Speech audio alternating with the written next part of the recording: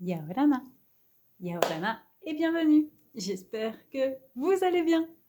On parle aujourd'hui de magie noire et la lune. Est-ce que la lune encourage, favorise, cache la magie noire? On a une pleine lune qui arrive après une éclipse du soleil et maintenant une éclipse de la lune. C'est le moment d'en parler puisque le thème du moment, c'est la magie noire. Allez, quand est-ce qu'il faut faire de la magie noire? En fonction de la lune. Et on va revenir sur ce que c'est la magie noire. Parce que non, ce n'est pas de la malveillance à l'égard d'autrui. Ça, c'est interdit. La magie noire, ici, c'est nos pensées, notre capacité à nous autodétruire et ce qui nous empêche d'aller vers notre meilleur potentiel, notre homme magique, notre super-héros de la magie, de la lumière, doté de plein de super-pouvoirs. Let's diving. Bienvenue si vous découvrez cette chaîne. Avant d'aborder la magie noire fonction lunaire, je vous remercie déjà d'être là. Si vous découvrez cette chaîne, vous allez comprendre que je suis spontanée. Surtout, je vous remercie d'être là. Si ça résonne, c'est vraiment important de liker, commenter, s'abonner. Oui, c'est ça le plus important pour faciliter le partage du contenu de cette chaîne. Ici, on parle des savoirs sacrés, ce qui fait l'invisible, ce qui fait que l'on cohabite avec des forces invisibles, que la magie noire peut expliquer. Mais on parle aussi de l'astrologie, tarologie, numérologie, des méditations, des soins énergétiques, des rites, des guides, des signes, des synchronicités. Bref, tout ce qui forme notre rapport à l'intangible et au savoir sacré, histoire de être abonné présent, de vivre dans la présence. Présence, c'est un cercle de transmission des savoirs sacrés. Bref, c'est une école où on se dit des trucs, on partage des connaissances ensemble, surtout on évolue vers un but qui est l'harmonisation du vivant. C'est vraiment de contribuer à notre lien avec le vivant dans son ensemble, donc les planètes, la planète Terre, les animaux, les végétaux, et de contribuer, bref, de faire en sorte que notre vie s'élève au-dessus de nous-mêmes et de ressentir le grand amour. Allez, merci d'être là. On y va pour la magie noire by la lune. Je vais sur la lune ce matin. Ah non, ce soir. J'ai rendez-vous avec Tintin sur la lune.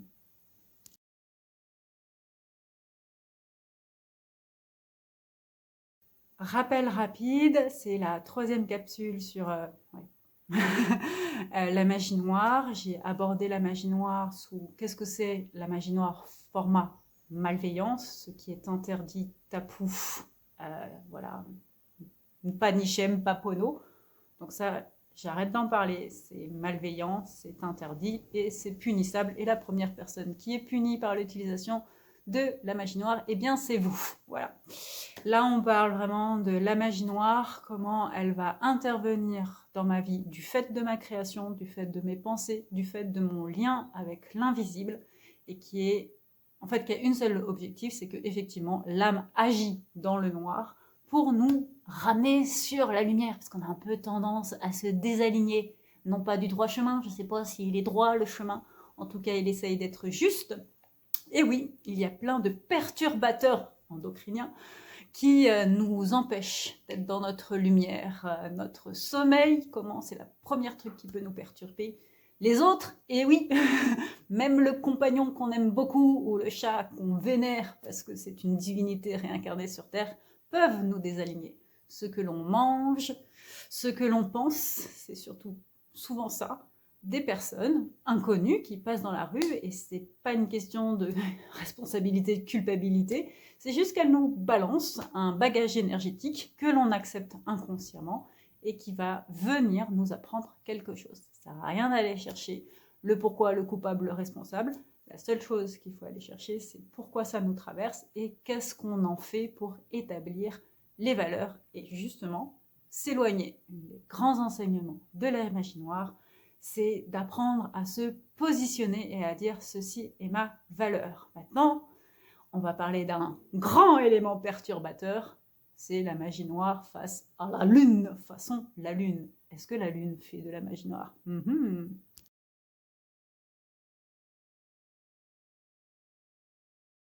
La lune fait-elle de la magie noire? Évidemment, non. La lune est le satellite de la Terre. Nous ne voyons qu'une de ses faces parce que nous avons une capacité d'évolution similaire à elle. Elle tourne en même temps que nous, ce qui fait qu'elle est, entre guillemets, vectrice, symbole d'une magie noire, puisque nous ne connaissons qu'une part d'elle, nous ne connaissons qu'une face de la Lune. Rares sont les êtres humains, c'est les astronautes qui ont été faire le tour de la Lune, qui connaissent l'autre part de la Lune et qui connaissent ses secrets. On a bien sûr des photos de la face cachée de la Lune. Comprendre que cela signifie que oui, il existe une part d'ombre dans notre société, une part d'ombre dans notre chemin spirituel, et de se reconnecter, d'aller chercher cette part d'ombre, c'est effectivement comprendre à la fois la part lumineuse de la Lune et la part sombre de la Lune. C'est tout un chemin d'éveil.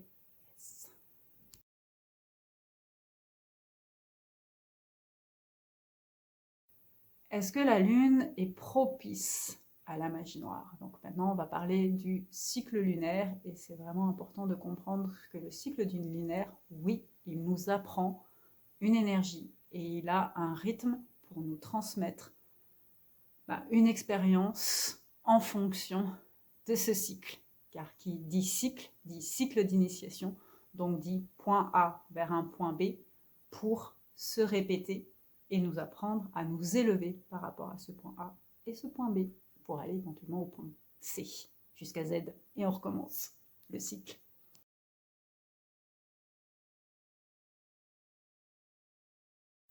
Le cycle lunaire dure 28 jours. C'est intéressant car il est en miroir avec le cycle de la femme.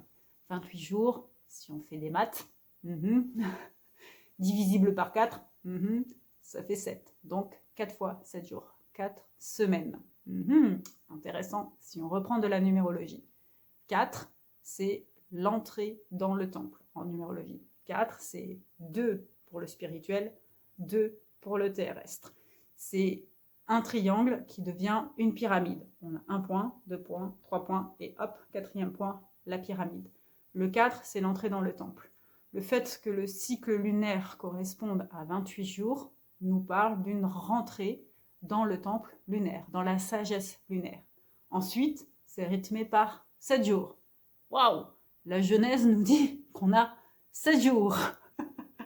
Nous avons établi, alors certes, c'est un calendrier chrétien, mais qui fonctionne à peu près, depuis à peu près 1700 ans, il fonctionne à peu près bien, ce calendrier, jusqu'à ce qu'on en refasse un nouveau, mais ça, on verra bien ce que nous réserve l'avenir.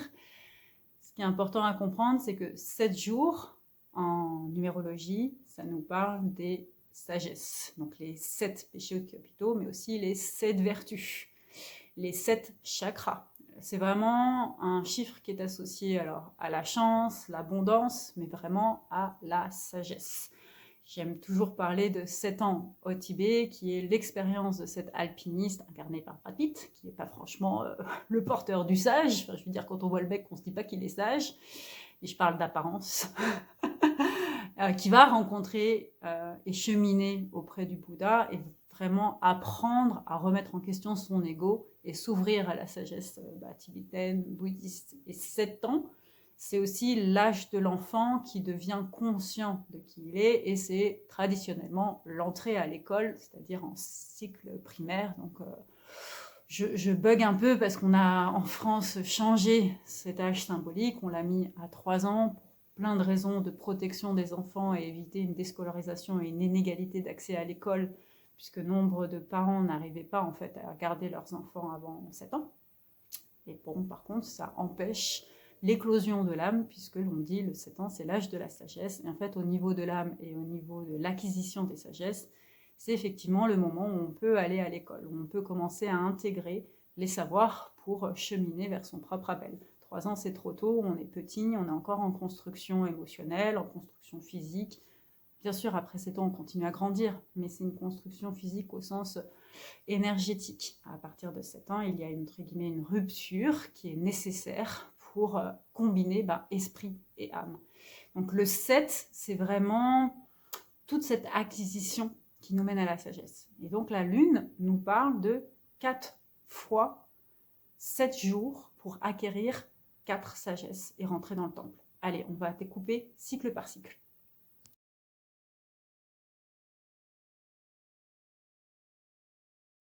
Le premier cycle lunaire, c'est le cycle qu'on appelle nouvelle lune ascendant. Il commence en réalité souvent 1 jour à 1 jour et demi avant l'actuelle nouvelle lune, qui est calculée par le calendrier astrologique et qui nous donne un point, donc un temps, un jour, un temps, une heure, une seconde, pour calculer l'éloignement de la Lune par rapport à la planète Terre et donc son invisibilité et son absence de lumière.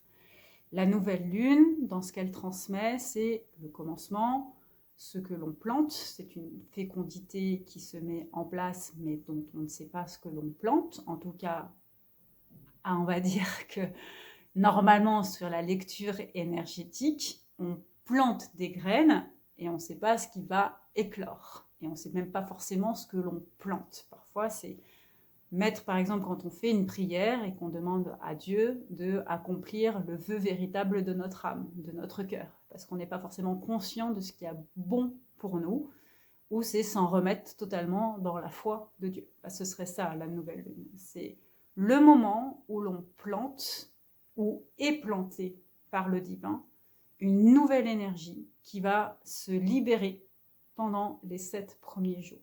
Donc ça veut dire que l'on met 7 jours à planter, ce qui est à une échelle humaine très très rapide, ce qui est à une échelle d'une plante très différent en fonction des plantes, mais on est d'accord que pour beaucoup de plantaisons, germation, on le fait souvent sur 2 jours, 3 jours. Ce qui est, par exemple, très intéressant, c'est de voir dans les pratiques de jardinage comment on coupe les plantes, les arbres, souvent 1 jour, la veille de la nouvelle lune. Parce qu'en fait, on sait que ça va mieux régénérer le végétal et lui permettre de grandir. Donc la nouvelle lune, c'est ce moment caché, ce moment discret, ce moment humble où on plante quelque chose. Donc c'est aussi un moment d'espoir. C'est un moment de croissance, de lâcher prise aussi. Mais c'est aussi un moment de message. C'est-à-dire que si on se positionne avec l'axe astrologique, on va aller regarder où est placée la pleine lune, la nouvelle lune, pardon, dans quelle maison, est-ce qu'il y a des conjonctions, des oppositions, qu'est-ce que nous racontent les planètes par rapport à cette nouvelle lune. Maintenant, comment c'est traduit au niveau de magie noire.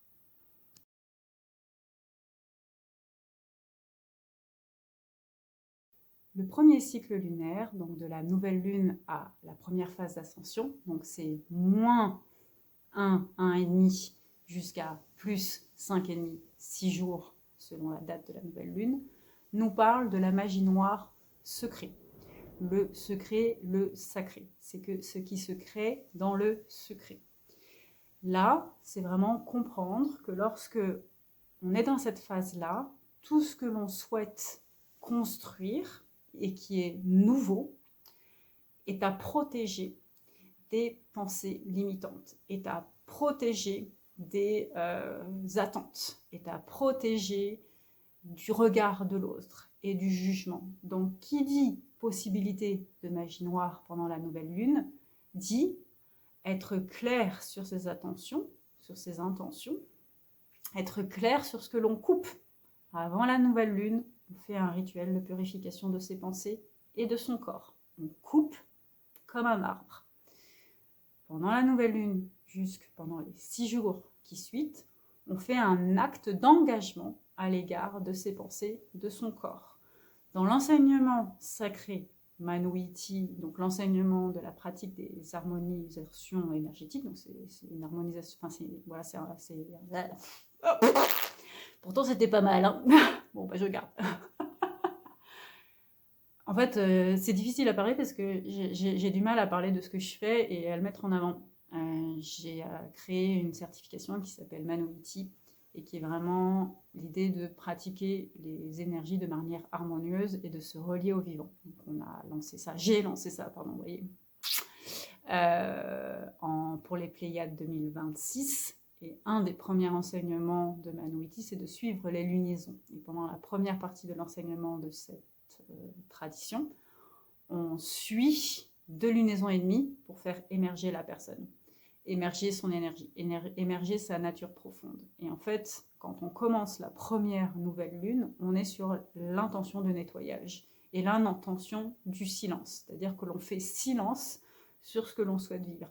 Et bien c'est la même chose dans le rapport à l'énergie et notamment à la fameuse magie noire. Ça veut dire que pendant cette période-là, on va faire silence sur ce que l'on souhaite créer.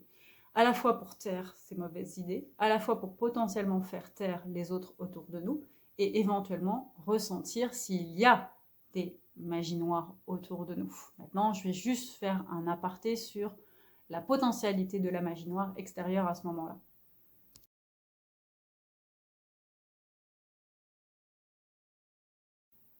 La magie noire pendant la nouvelle lune est beaucoup plus, on va dire, propice au niveau énergétique. C'est traditionnellement le temps, avec la pleine lune, où, entre guillemets, les sorcières et les sorciers, les personnes malveillantes qui pratiquent la magie noire, vont s'exciter.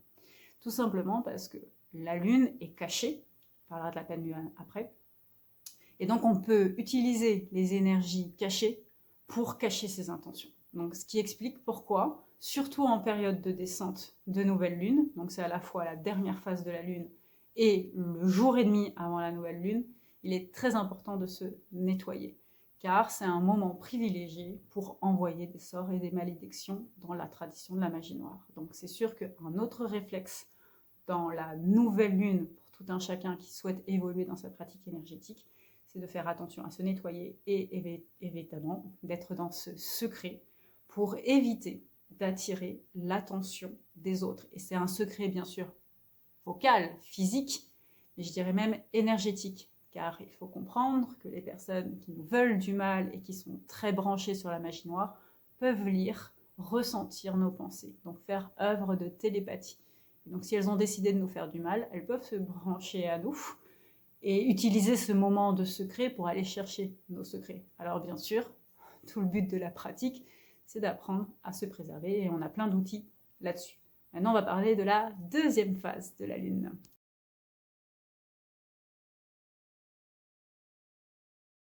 La deuxième phase de la Lune, c'est la phase ascendante pure. C'est-à-dire qu'on a fait ça, et maintenant on est vraiment là-dedans. Et c'est pas une croissance comme ça, c'est une croissance comme ça, qui fait une spirale. C'est important de comprendre que tout phénomène énergétique est une spirale.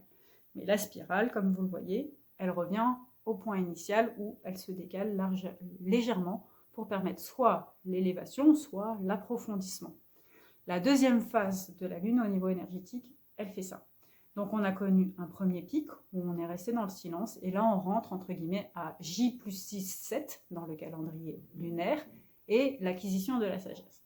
Ça veut dire qu'au niveau énergétique, on va commencer à voir si nos intentions, nos plantes, ce que l'on a nettoyé, ce que l'on a coupé, ce que l'on a planté, va montrer des signes de croissance. Donc c'est comme observer une plante et se dire, est-ce que je vois les premières feuilles ou est-ce que je vois un bourgeon qui émet? Et c'est le moment où ça potentiellement peut s'accélérer parce qu'il peut y avoir, en fonction des lunes, des poussées énergétiques plus ou moins fortes. Typiquement, un moment de poussée énergétique assez fort, c'est souvent la saison du lion, puisque c'est la saison du soleil, et donc le soleil a une énergie très forte de création, il est à l'origine de la photosynthèse, donc ça veut dire qu'on a une plus grande capacité de manifestation des énergies. Après, ça va bien sûr dépendre de tout un chacun, et de ce que l'on est, et ce que l'on vient de vivre, et où l'on est dans son chemin initiatique. Maintenant, magie noire, c'est quoi le conseil?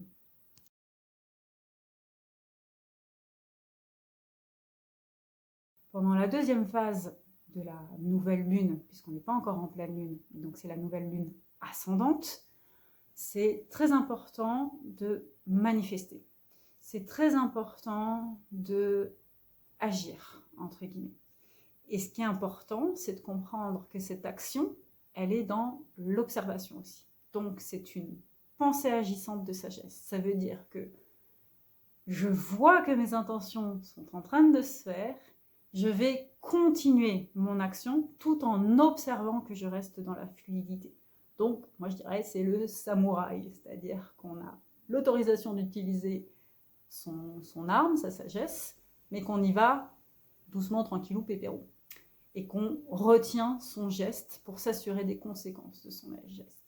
Car tout désalignement peut faire empirer, tout comme nous, on a planté quelque chose, s'il y a magie noire extérieure, ou s'il y a, par exemple, quand on a planté une pensée qui nous dit « Ok, je veux avoir ce job, mais en fait, j'ai un doute sur ma valeur », eh bien, ça va être aussi amplifié. Donc, ça veut dire que la magie noire inconsciente qu'on n'a pas bien nettoyée, elle aussi va être amplifiée. Donc, ça peut avoir des répercussions très fortes sur nos pensées, mais pour moi, souvent, ça va se traduire dans notre corps ou dans notre alimentation. C'est-à-dire qu'on va avoir des poussées, des envies déraisonnables de nourriture ou d'exercice ou de liens. Il va y avoir un déséquilibre. Et ça, c'est une forme de magie noire par rapport à ce qui a été planté. Voilà. Donc, juste faire aussi rapidement sur la magie noire extérieure à ce moment-là.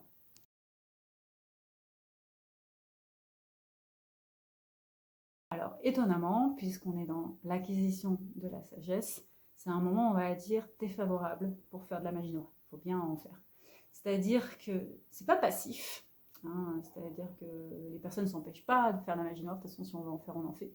C'est juste que normalement, dans la tradition, on sait que c'est un moment où il vaut mieux observer ce qui se passe et retenir son sabre. Là où le sage de lumière, lui, va utiliser sa sagesse parce qu'il a la subtilité, puis il a plus de force, il a plus de compétences qu'un magicien noir, on va dire, on a plus de connaissances subtiles, va pouvoir, entre guillemets, guider. Alors que la magie noire va attendre la pleine lune pour opérer, parce qu'elle va voir les déséquilibres. Et si elle voit les déséquilibres, elle préfère d'une certaine manière assainir.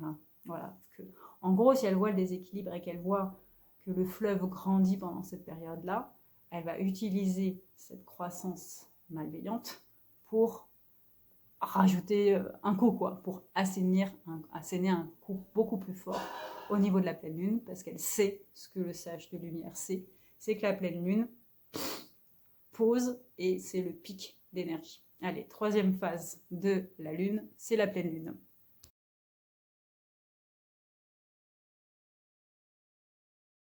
La troisième phase de la lune nous parle donc de plus 15. Alors, dans la réalité, vous l'avez entendu, c'est plus 13. Et c'est effectivement le moment à peu près de la pleine lune. Plus 14, pour faire 28 divisé par 2. Jusqu'à plus 16, 17. Pour moi, une pleine lune dure toujours plusieurs jours. Et elle en dure souvent 3 à 4 jours. On revient sur l'enseignement numérologique, la Trinité et le fait d'avoir 4 qui ancrent le temple. Donc c'est un moment puissant, c'est un moment très favorable pour la magie noire, c'est un moment émotionnel fort, la pleine lune. Un des mythes qui permet d'expliquer ça, c'est le loup-garou. Donc le loup-garou dans la mythologie, c'est un être humain qui s'est fait mordre et qui se transforme en loup. Ce qui veut dire qu'au moment de la pleine lune, ça veut dire que les énergies lumineuses de la pleine lune qu'elle reçoit du soleil à ce moment-là sont tellement fortes qu'on va opérer un processus intérieur qui va changer notre apparence. Alors c'est génial, je trouve, de pouvoir devenir un loup-garou, c'est-à-dire de pouvoir devenir un loup. La difficulté, c'est cette morsure est vue comme quelque chose de maléfique, puisque l'on perd notre caractère humain pour devenir un caractère animal, mais maléfique. C'est pas un loup-garou gentil dans l'imaginaire. C'est un loup-garou gentil. Alors il y en a dans Harry Potter, je crois, qui a des loups-garous gentils, si je me souviens bien. Bref, c'est tout cet imaginaire de la part destructrice de l'animal à l'égard de l'homme, puisque pendant longtemps, les animaux nous ont quand même surtout plutôt fait peur. En l'occurrence, les loups, les ours, les mammouths, les lions. continue d'être la part instinctive qui peut nous dépasser par la force, mais même la part instinctive qui peut nous dépasser par juste en étant soi. L'animal qui peut nous dépasser et nous rendre fous en étant un miniature, c'est le moustique. Hein. Je pense que... Ça veut dire que ce moment de pleine lune est un moment d'alchimie et souvent un pic d'énergie. Et c'est le moment où c'est, entre guillemets, à double tranchant. C'est-à-dire qu'on va voir nos intentions mûrir, continuer leur ascension, parce que parfois nos ascensions, c'est pas un cycle lunaire, la plupart du temps, nos intentions, c'est quand même souvent 2 cycles et demi lunaires pour que c'est, entre guillemets, un minimum d'impact. Puis parfois, on veut bâtir des choses qui vont prendre 1 an et demi, 2 ans, 3 ans, 4 ans, toute notre vie, par exemple, pour un mariage ou pour un enfant. Donc c'est aussi ça qu'il faut comprendre, c'est que tout ce que l'on met comme intention dans une nouvelle lune peut avoir un effet tout de suite ou un effet à long terme. Là, la pleine lune, on va dire qu'elle va essayer de nous montrer l'expansion d'une énergie sur une intention de court terme pour cette transmission-là en tout cas. Et donc on va pouvoir voir une éclosion ou au contraire l'expression d'une déception ou d'une agressivité ou une mauvaise orientation. Bref, c'est un peu un moment culminant de révélation, mais aussi de confirmation. Donc voilà pourquoi c'est aussi un moment favorable pour la magie noire.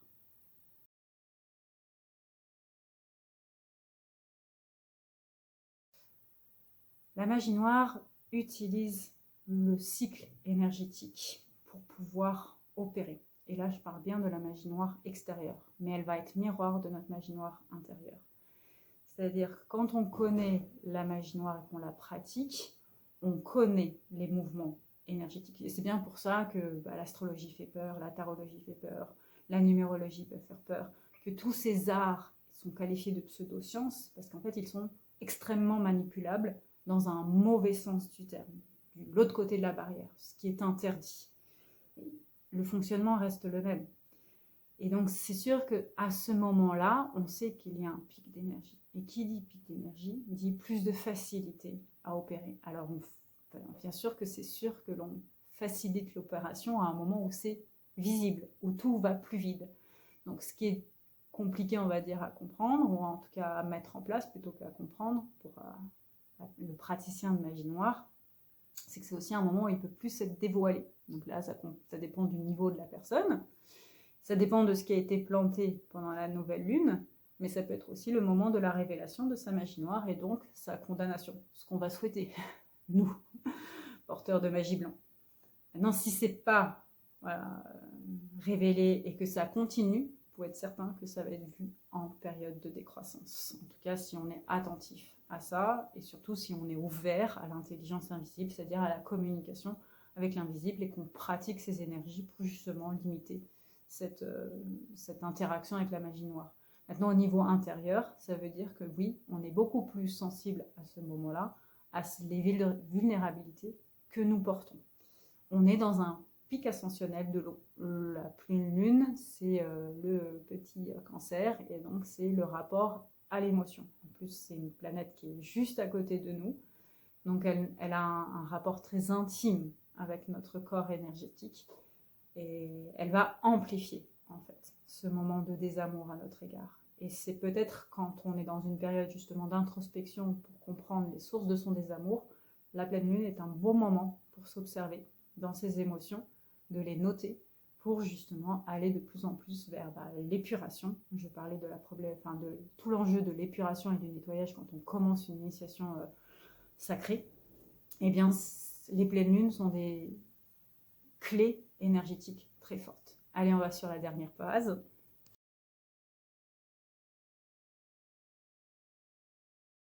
La dernière phase, elle intervient à peu près à 20, 21 jours, 22 jours, parfois 25 jours. Ça dépend de la puissance de la pleine lune.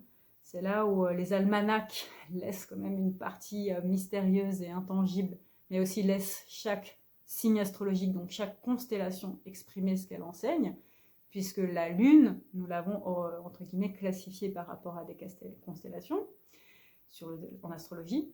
Et puis même, nous évoluons dans des constellations autour de nous. que l'on peut observer. Et donc, elle va être révélatrice de la maison, de la constellation où l'on se trouve. Et c'est ce qui explique qu'il y a des variations. Après, la Lune bouge assez vite. Hein, c'est une planète qui, sur la roue astrale, elle reste en général 3-4, parfois plusieurs heures, mais sur un même point. Et c'est ce qui est intéressant dans la lecture d'un thème natal. Donc, ce qui veut dire que dans cette période de descente, il y a une vraie descente énergétique. Et ça, c'est vraiment important à comprendre. C'est qu'il y a un moment où ça fait ça. Si on revient sur l'image de donc la pleine lune, c'était ça. Et là, ça, chaque. Hein, c'est ça. Et ça fait peut-être parfois tout de suite ça. Mais ça va être la partie, on va dire, de rebound. Hein. Ça va être déjà l'entrée vers la nouvelle lune, puisque la nouvelle lune reprend le point et remonte. Okay, donc là, la dernière phase de la pleine lune, certes, elle fait 7 jours sur le papier, mais pour moi, c'est souvent la plus courte, c'est-à-dire qu'elle dure souvent 5 jours. C'est rare qu'elle en dure 7, en tout cas pour moi. C'est très très rare, vraiment, ça arrive, mais c'est assez rare et c'est des moments spécifiques. Elle dure souvent 4-5 jours. Voilà. On parlera après de l'éclipse, hein, mais parce que c'est important d'en parler. Mais voilà, donc du coup, là, il y a une vraie descente. Et cette descente, elle peut être vertigineuse par rapport aux intentions qu'on a plantées, par rapport à ce qu'on a pu observer pendant la pleine lune. Et donc, ça veut dire quoi par rapport à la magie noire? C'est qu'effectivement, ça va nous emmener beaucoup plus profondément dans la véracité, la tangibilité de nos intentions. Donc, c'est hyper initiatique. Ça peut être aussi bien rock'n'roll par rapport à nous-mêmes. Maintenant, au niveau, on va dire, magie noire extérieure, c'est un moment rêvé pour jeter des sorts, des malédictions. Et donc là, c'est surtout concentré souvent sur les 3-4 derniers jours avant la nouvelle lune. Donc c'est sûr que tout l'enseignement, et donc je vais reprendre et je fais lien avec ce que j'ai dit sur le premier cycle d'enseignement de la lune, c'est que les 3-4 derniers jours avant une nouvelle lune, il est important de rester dans l'écoute, la préservation. Et si on regarde par rapport à ce que nous apprend le cycle, le signe de la femme, eh bien on sait très bien que le moment d'explosion, entre guillemets, la fécondité, c'est l'œuf qui est fécond. La redescente, et en fait, juste avant le cycle, les règles, le sang, eh bien, la femme va, entre guillemets, subir une pression interne dans son corps très forte. Les hormones, la pression sanguine, la pression musculaire, l'eau, tout ça la met dans un niveau de tension bien supérieur au reste du cycle. Et c'est ça, entre guillemets, la magie noire. C'est-à-dire que c'est ce moment d'hypertension qui rend sensible. C'est aussi un moment, par exemple, j'ai une nutritionniste qui me l'a expliqué et j'ai observé ça aussi, c'est souvent un moment où on a beaucoup plus besoin de sucre. Parce qu'en fait, on génère beaucoup plus d'énergie, de force et de lien avec l'extérieur qui nous met sous tension et donc le sucre va venir compenser pour faire fonctionner tout ça. Et donc c'est le moment sympa, mesdames, pour manger du chocolat, quoi. Parce que ça va être une manière de compenser naturellement ce pic, mais pas un pic fécond d'énergie, c'est un pic de tension. Et au niveau de la magie noire, bien sûr que toute personne mal intentionnée préfère agir quand on est sous tension. Voilà pour l'enseignement de la lune et de la magie noire.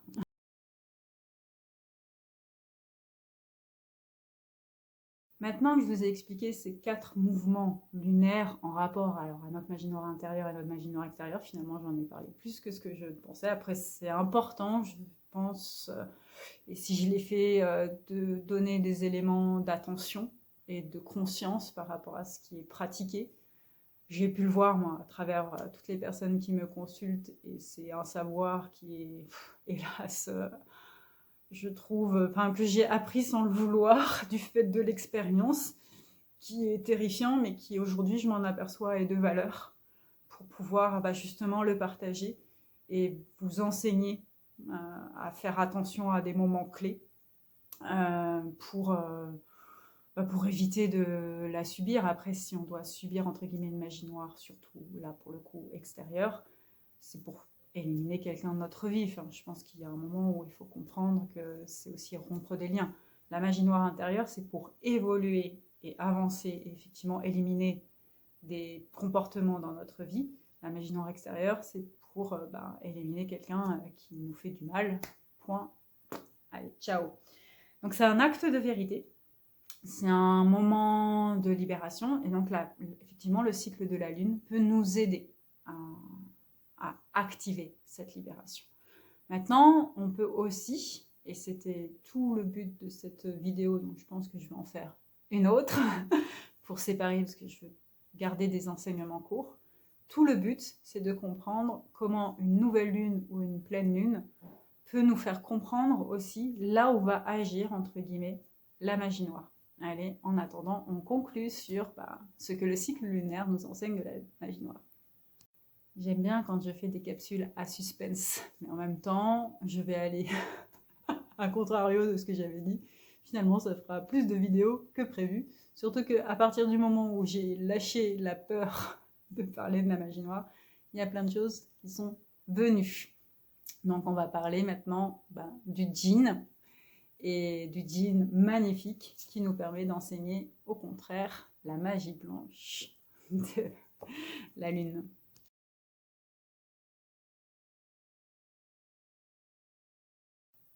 Cette carte, c'est ma préférée. C'est simple, c'est ma préférée des djinns. Je la trouve très douce, magnifique. Elle est sur le chakra du cœur avec le vert, le rose.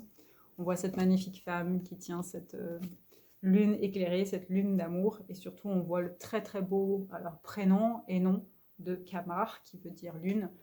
Qamar, c'est présent dans le Coran, c'est très important dans l'approche, la religion, la sagesse musulmane, parce que pour moi, c'est les trois. Et donc, c'est une sourate qui nous replace l'importance de la lune dans l'enseignement sacré. Le calendrier musulman est beaucoup plus sensible à la lune, par exemple, que le calendrier chrétien, ne serait-ce que dans l'institution de Al-Qadar, Layla al-Qadar, la nuit du destin, qui est une nuit qui se célèbre pendant le Ramadan et qui est en fait sur plusieurs jours. Donc on en revient sur le mystère de la lune, mais aussi l'amour porté par la lune. Ça va être sur plusieurs jours, parce qu'en fait, ça célèbre le moment où le prophète Mohammed, Mahomet, a reçu les messages de l'ange Gabriel et de la voix divine. Et on ne peut pas vraiment le dater, mais c'est daté sur plusieurs jours. Et c'est ça qui est beau. Et cette nuit est très sacrée, car elle enseigne que quand on est pur pendant cette nuit et dans le repenti, la prière, on en revient sur ce que l'on met en intention, eh bien on peut, entre guillemets, se laver, alors là je vais prendre un terme chrétien, se laver de ses péchés 1000 fois plus. Alors ça ne veut pas dire qu'il faut croire qu'on peut faire la rumba les 365 autres jours, ça veut juste dire qu'on peut être plus en communion avec l'esprit de Dieu, l'esprit de d'Allah, je le dis mal, pardon, et qu'on peut être plus pour moi en communion qu'en rédemption de ses péchés. Parce que être nichem, pur, respecter les valeurs enseignées par le Coran, par Allah, par Dieu, et le Dieu des musulmans surtout, c'est vivre dans l'éthique, c'est vivre dans la bienveillance, et c'est comprendre que cette bienveillance se manifeste de plusieurs manières. Et ce qui est beau dans l'approche musulmane, c'est de comprendre que la lune va participer en fait au rythme de ma communion avec Dieu, de ma foi avec Dieu. Le Ramadan, c'est donc chaque année ça change, et chaque année ça bouge, c'est jamais à la même période. Donc là en ce moment, je crois que c'était en février. J'ai beaucoup de souvenirs, moi, enfant. Alors, pour rappel, ceux qui ne me connaissent pas, j'ai grandi en partie au Maroc, donc j'ai un vrai lien avec la religion musulmane, mais aussi l'approche soufie, parce qu'au Maroc, c'est très fort. Je me souviens, moi, d'été où le ramadan, c'était plein ramadan, et la fatigue que ça entraînait, la déshydratation. Donc, le ramadan bouge. Et je trouve que c'est très, très beau de se dire que la communion avec Dieu bouge en fonction d'un calendrier. Ce qui est, par exemple, pas vu, pas présent dans l'approche, je mets personnellement parce que je suis catholique, et nous le carême c'est fixe, ça change un peu, Pâques ça bouge de 2-3 semaines, mais voilà, on sait très bien que Pâques, l'Assomption c'est tout le temps le 15 août, ce sont des dates fixes. Et ça, pour moi, c'est une manière de transmettre le rapport à ce que la lune peut nous enseigner, Et la Lune nous enseigne un rapport à la fois énergétique au cycle des planètes et un rapport émotionnel au cycle des planètes. Donc maintenant, on va lire quand même, avant de conclure, le message de Camar, tradition. Alors, Camar, tu es quel numéro? Tu es une gentille qui donc tu es vers la fin, toi. Dis-moi, chérie, chérie. Okay. Ça fait suspense. Ah, c'est intéressant. Alors, Camar, c'est je te protège. L'oracle des djinns t'encourage à pleurer, rire, crier, casser une assiette. Avec Camar, tu es incité à exprimer une émotion de ton choix, celle qui vient en lisant ce message. Quel que soit ce que tu ressens, Camar t'offre l'occasion de libérer cette essence qui pourrait te bloquer dans l'accomplissement de ton chemin d'âme ou au contraire, te déployer dans la paix de ton cœur. Ben voilà ce que nous permet la lune, et donc la magie noire, c'est se bloquer dans l'expression de son cœur, et la magie, elle est blanche, la magie tout simplement, la magie pure, la magie bienveillante, c'est de se déployer dans son cœur. On termine et on se déploie dans le cœur du cœur de Camar et de la lune et de l'enseignement lunaire au regard de la magie noire. Il n'y a pas de plus belle phrase. Cette phrase est la plus belle pour libérer et vaincre ou en tout cas s'éloigner de la magie noire, c'est « Je vous aime, je t'aime, je nous aime ». Allez, sur ce, je vous souhaite à très vite. Et je vous souhaite surtout d'être protégés et dans l'amour que la lune peut vous enseigner.